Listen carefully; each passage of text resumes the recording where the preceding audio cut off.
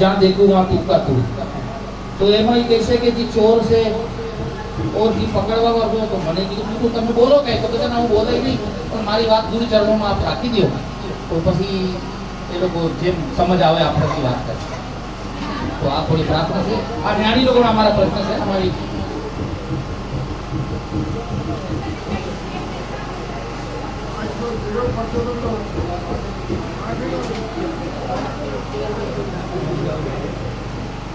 भजन था अभी जो हर जगह उसने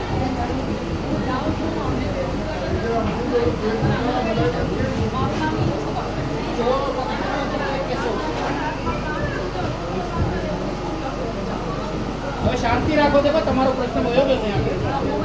હેલો હેલો આ પ્રશ્ન કેનો છે અમારી આવી જ્ઞાનના ભાઈનો પ્રશ્ન છે વાહ વાહ વાહ વાહ બહુ અચ્છો પ્રશ્ન છે બધા કાંઈ તો ભજનમાં ધ્યાન હતું એનો મતલબ છે और વાત भी बड़ी उत्तम पूछी है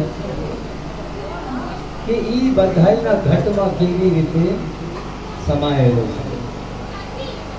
और संत तो એને પોતાના નેત્રોથી દેખે છે કે હર જગ્યાએ મौजूद છે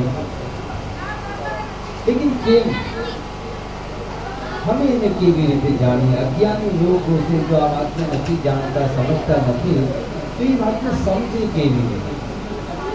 પેલા જે મહાત્મા લોક પહેલેથી બતાવે છે જો છે આ બધું કાય છે એ પરમાત્માનું સ્વરૂપ છે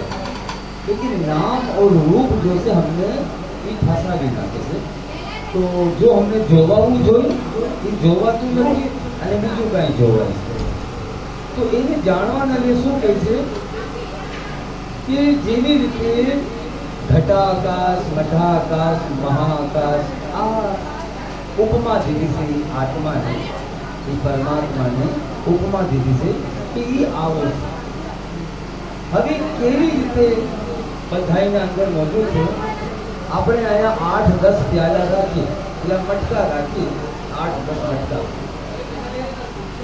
હવે એ બધા મટકાઓના અંદર जो आकाश नो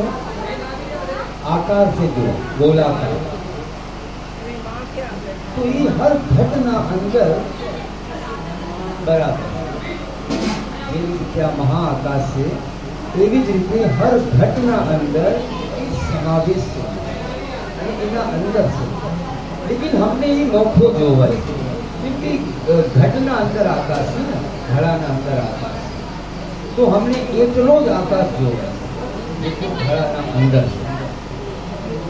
लेकिन अगर ये घड़ो આપણે તોડી નાખી ये घड़ो अगर तोड़ी नाखी तो ये जो आकाश હતો એ ક્યાં ગયો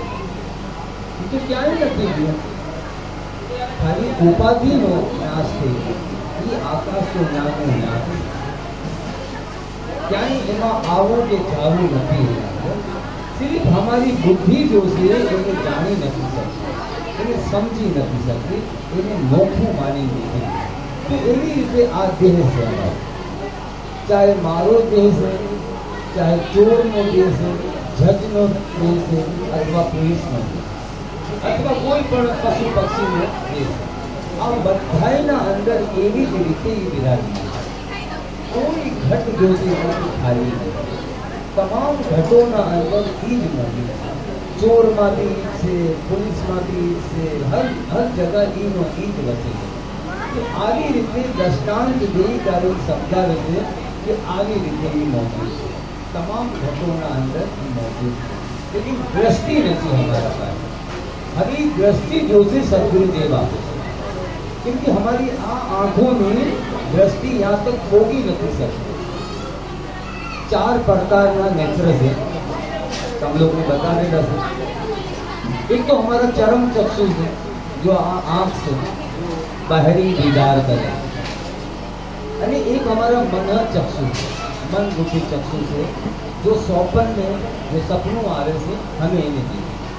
तो आ 2 चक्षु तो हमने बधाई ने प्राप्त था लेकिन आगर ना 2 चक्षु बीजा से दिव्य चक्षु और ज्ञान એવી રીતે શ્રી કૃષ્ણ ભગવાનને અર્જુનને દિવ્ય ચક્ષુ આપ્યા ત્યારે એ વિરાટની દ્રષ્ટિ અને એના બાદ પછી જ્ઞાન ચક્ષુ જ્યારે જ્ઞાન ચક્ષુ બને છે તો એમ ચારો તરફ આપોઆપ તો એવી રીતે અમારા એ જો દિવ્ય ચક્ષુ છે તો એ સદગુરુના શરણમાં જોતી ગયા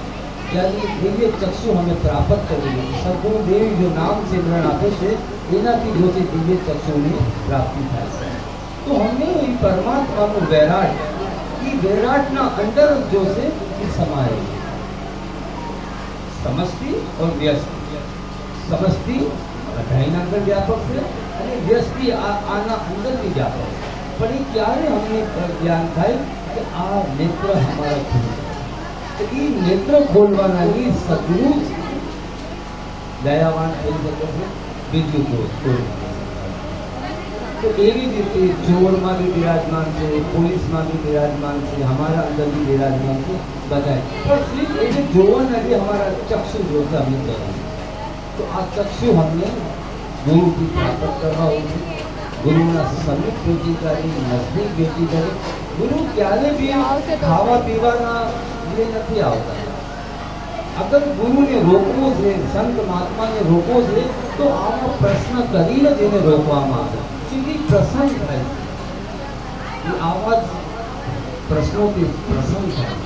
અને જ્યારે પ્રસન્ન થાય છે તો પોતાનું અનુભવ કરેલું એ તમારા આવે તો ત્યારે અમને વાતની સમજ પડે. બોલો સદગુરુ ભગવાન.